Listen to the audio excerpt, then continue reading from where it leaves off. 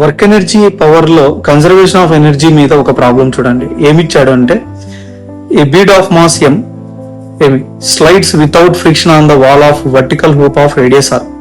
So ఒక bead ఎక్కడుందంటే కదా ఒక హూప్ మీన్స్ రింగ్ యొక్క టాప్ లో ఉంది. దీనికి బాటమ్ లో ఒక స్ప్రింగ్ ని అటాచ్ చేశాడు. ఓకే, బాటమ్ నుంచి ఒక స్ప్రింగ్ ని అటాచ్ చేశాడు. అయితే the equilibrium length of the spring is R, అంటే మీ స్ప్రింగ్ యొక్క నేచురల్ లెంత్ ఉండేది క్యాపిటల్ ఆర్. అంటే ఇక్కడి వరకే స్ప్రింగ్ ఉండేది, కానీ దాన్ని వాడు స్ట్రెచ్ చేసి ఈ బీడ్ కి ఫిక్స్ చేసి టాప్ లో పెట్టాడు. ఎక్స్ట్రాగా ఎంత స్ట్రెచ్ అయిందంటే క్యాపిటల్ ఆర్ స్ట్రెచ్ అయి ఉంది ఇనిషియల్ గా అన్నమాట స్ప్రింగ్ ఇక్కడ. ఓకేనా, if the bead is released from the top with zero initial velocity, ఇక్కడ నుంచి ఫ్రీగా దాన్ని వదిలేస్తే మీన్స్ ఇనిషియల్ వెలాసిటీ జీరో ఇచ్చి వదిలేస్తే ఇది ఇలా స్లైడ్ అవుతుంది అనమాట. ఎందుకంటే ఫ్రిక్షన్ లెస్ సర్ఫేస్ అని మెన్షన్ చేశాడు కాబట్టి క్వశ్చన్ లో ఫ్రిక్షన్ లేదన్నాడు కాబట్టి అది స్మూత్ గా స్లైడ్ అవుతూ ఉంటుంది అనమాట ఇలా. అయితే మనం ఏం ఫైండ్ అవుట్ చేయాలంటే కదా the velocity of the bead when the length of the spring becomes capital R would be. ఇలా స్లైడ్ అవుతూ వచ్చినప్పుడు స్ప్రింగ్ కూడా ఇక్కడ ఉండేది ఇలా కిందకి వస్తూ ఉంటుంది అనమాట స్ప్రింగ్. ఓకేనా, స్ప్రింగ్ యొక్క నేచురల్ లెంత్ వచ్చేటప్పటికి కరెక్ట్ గా ఆ బీడ్ కి ఎంత వెలాసిటీ ఉంటుంది అంటున్నాడు క్వశ్చన్ లో. సో ఈ బీడ్ ఇక్కడ నుంచి ఇక్కడ ట్రావెల్ అవుతూ ఇలా వచ్చేస్తుంది, కానీ స్ప్రింగ్ నేచురల్ లెంత్ రీచ్ అయినప్పుడు బీడ్ యొక్క స్పీడ్ ఎంత అనేది మనం ఫైండ్ అవుట్ చేయాలి.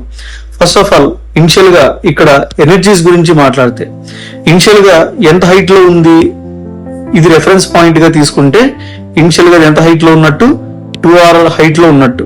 అంటే initial gravitational potential energy is mg into height 2r. Similarly spring యొక్క నేచురల్ లెంత్ క్యాపిటల్ ఆర్ అని మాత్రమే మెన్షన్ చేశాడు. ఇక్కడి వరకే దాని లెంత్ యాక్చువల్ గా ఉండేది. ఎక్స్ట్రాగా ఎంత స్ట్రెచ్ చేశాడు అంటే ఇంకొక క్యాపిటల్ ఆర్ స్ట్రెచ్ చేశాడు, ఎందుకంటే ఇది 2r అని మెన్షన్ చేశాడు కాబట్టి. ఓకేనా, అంటే మీ initial elastic potential energy in the spring దాన్ని నేను ఏం రాస్తున్నానంటే యూ స్ప్రింగ్ 1 అని రాస్తున్నా. ఏమని రాయాలా, ½ k ఇంటూ x². ఎక్స్ అంటే ఇక్కడ ఎలాంగేషన్ ఎంత అంటే r కాబట్టి ½ k r² అని రాస్తున్నా.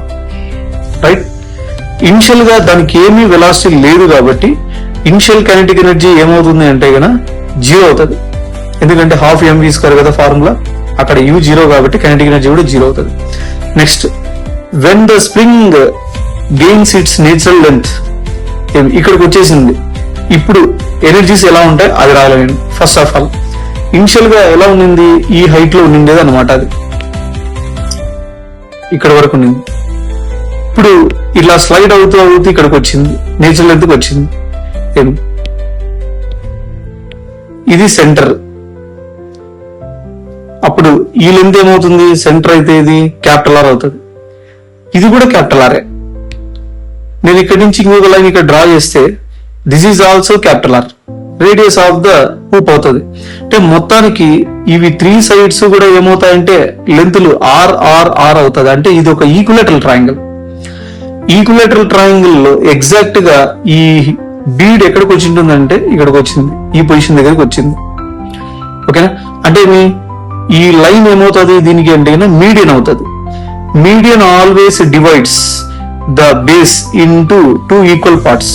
అంటే అర్థమేమి ఈ మీడియన్ ఎగ్జాక్ట్ గా r/2 గా డివైడ్ చేసి ఉంటుంది బేస్ ని. అంటే వీడు r/2 అయింటాడు, వీడు కూడా r/2 అయింటాడు. రైట్, ఇనిషియల్ గా అది సరే. ఇప్పుడు ఇది ఎంత హైట్ లో ఉన్నట్టు లెక్క అంటే కనుక బేస్ నుంచి అంటే రెఫరెన్స్ పాయింట్ నుంచి r/2 హైట్ లో ఉన్నట్టు లెక్క. ఓకేనా, ఇప్పుడు గ్రావిటేషనల్ పొటెన్షియల్ ఎనర్జీ రాస్తే means you final is mg into r/2. ఇప్పుడు r/2 హైట్ లో ఉంది కాబట్టి. నెక్స్ట్ స్ప్రింగ్ పొటెన్షియల్ ఎనర్జీ రాస్తే స్ప్రింగ్ పొటెన్షియల్ ఎనర్జీ అంటే us2. స్ప్రింగ్ నేచురల్ లెంత్ వచ్చేసింది కదా, స్ట్రెచ్ ఏం అవ్వట్లేదు కదా. ఇంతకుముందు అయితే r స్ట్రెచ్ అయింది, ఇప్పుడు ఏం స్ట్రెచ్ లేదు కదా దీంట్లో. అంటే అర్థమేమి, if there is no elongation in the spring no elastic potential energy stored. So second spring potential energy 0 అవుతుంది. అండ్ ఫైనల్ కైనెటిక్ ఎనర్జీ ఇక్కడ ఉన్నప్పుడు దీని వెలాసిటీని మనం ఏమనుకున్నామంటే v అనుకున్నాం కాబట్టి కైనెటిక్ ఎనర్జీని ఏమని రాయాలి, నేను ½ mv² అని రాయాల. ఓకేనా, రైట్. ఇప్పుడు కన్జర్వేషన్ ఆఫ్ ఎనర్జీ ప్రకారం, law of conservation of energy ప్రకారం ఎందుకు ఇది యూజ్ చేస్తున్నానంటే ఇక్కడ ఎక్కడ కూడా ఎక్స్టర్నల్ ఫోర్సెస్ ఏం లేవు, ఇంకా అన్ని ఫోర్సెస్ ఇక్కడ ఉండేటివన్నీ ఏమి కన్జర్వేటివ్ ఫోర్సెసే కాబట్టి కన్జర్వేషన్ ఆఫ్ ఎనర్జీ అనే రూల్ ని అప్లై చేస్తున్నాను. నాన్ కన్జర్వేటివ్ ఫోర్స్ ఇక్కడ ఎక్కడ ఇన్వాల్వ్ కాలేదు కాబట్టి, రైట్. కన్జర్వేషన్ ఆఫ్ ఎనర్జీ ప్రకారము లాస్ ఇన్ పొటెన్షియల్ ఎనర్జీ అవి ఏంటంటే రెండు కూడా, ఒకటి గ్రావిటేషనల్, ఇంకొకటి స్ప్రింగ్ లేదా elastic potential energy. Loss in potential energy is equal to gain in kinetic energy. ఇది కన్జర్వేషన్ ఆఫ్ ఎనర్జీ యొక్క principal.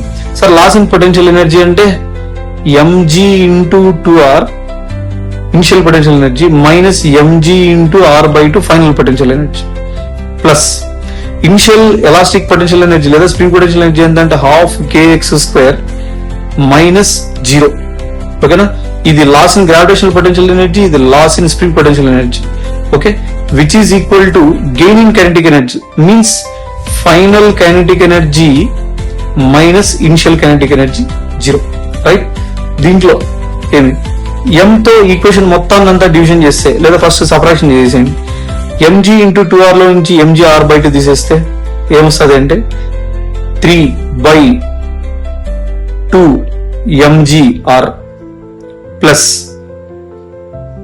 ½ k r² which is equal to ½ mv². నువ్వు ఒకవేళ m తో డివిజన్ చేస్తే మొత్తాన్ని ఈక్వేషన్ నీకు ఏమొస్తుంది అంటే కన్నా ఏమి m తోను సారీ m/2 తో డివిజన్ చేసే మొత్తం ఏమొస్తుంది అంటే m క్యాన్సిల్ అయిపోతుంది, 2 కూడా క్యాన్సిల్ అయిపోతుంది. ఇక్కడ డినామినేటర్ లో m వస్తుంది.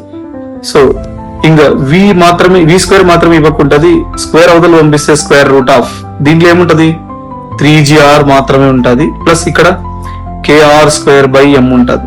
So this is the speed of the bead when the spring reaches to its natural length.